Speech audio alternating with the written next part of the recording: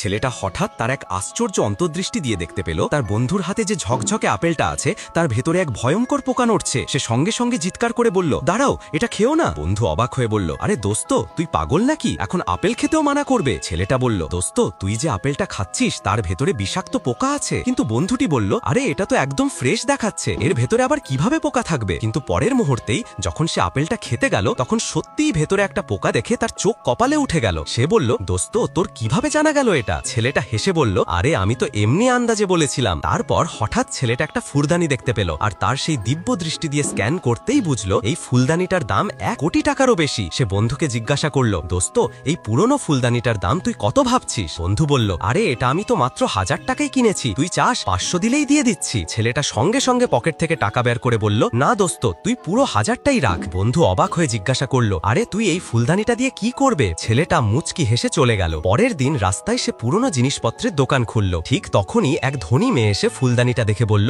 আরে এই ফুলদানিটা তো অনেক পুরনো দেখাচ্ছে। ঠিক তখনই এক গুন্ডা এসে ফুলদানিটা হাতে নিয়ে বলল, আজ থেকে এই ফুলদানিটা আমার। ছেলেটা রেগে গিয়ে বলল, এইভাবে নেওয়ার সাহস কি করে হলো তোর? গুন্ডাটা চিৎকার করে বলল, তুই জানিস না আমি কে? এই বাজে ফুলদানির কেউ 100 টাকাও দেবে না। তখনই মেয়েটা বলল, আমি এই ফুলদানিটার জন্য 50 লাখ দিতে রাজি। সবাই চমকে তাকিয়ে রইল। মেয়েটা ফুলদানিটা পরিষ্কার করতেই ভেতর থেকে বেরিয়ে এলো এক অমূল্য বস্তু, যা দেখে সবাই হতবাক। একজন বলল, এই ফুলদানিটা তো কয়েক কোটি টাকার। ছেলেটা হেসে বলল, ঠিক আছে, এখনই আমার স্ক্যানারে 50 লাখ ট্রান্সফার করে দাও।